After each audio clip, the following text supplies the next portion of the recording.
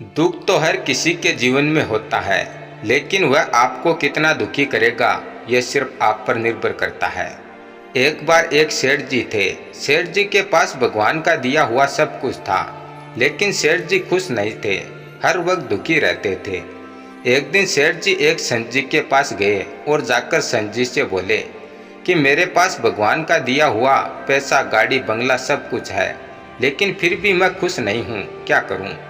संत जी सेठ जी से बोले कि चलो मेरे साथ थोड़ा घूमकर आते हैं, और दोनों घूमने के लिए निकल गए। थोड़ी दूर चलने के बाद संत जी को रास्ते में एक पत्थर दिखाई दिया और संत जी सेठ जी से बोले कि यह पत्थर आप उठा लो।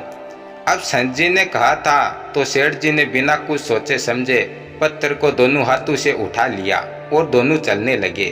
थोड़ी दूर चले और सेठ जी के हाथ दर्द करने लगे, लेकिन सेठ जी ने हिम्मत दिखाई और चलते रहे। फिर थोड़ी दूर और चले, सेठ जी का पूरा शरीर दर्द करने लगा। अब सेठ जी की हिम्मत का बांध टूटने लगा और पूरी तरह से थक गए। सेठ जी संत जी से बोले कि अब मैं इस पत्थर को लेकर और नहीं चल सकता, इस पत्थर का बोझ और नहीं उठा सकता, थक गया हूँ। संत जी बोले फिर नीचे रख दो। अब सेठ जी ने पत्थर को नीचे रखा और चैन की सांस ली। संत जी ने कहा अब कैसा लग रहा है। सेठ जी बोले बहुत अच्छा लग रहा है। संत जी ने कहा बस यही तो है हमेशा खुश रहने का मंत्र। सेठ जी बोले मैं कुछ समझा नहीं।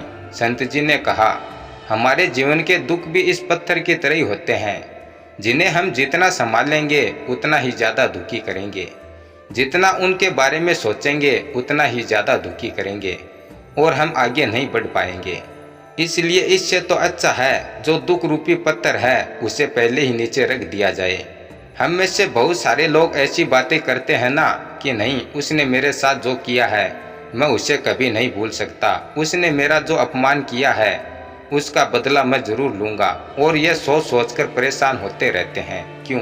अगर आपके साथ किसी ने बुरा किया है तो उसे माफ़ करो और आगे बढ़ो, फिर देखना सारी दुख तकलीफें खत्म हो जाएंगी। और अगर आपके साथ किसी ने गलत किया है तो उसे वक्त पर छोड़ दो, फिर देखना वक्त आने पर वक्त उसे ऐसी मार मारेगा कि वह जिंदगी भर याद रखेगा। धन्यवाद।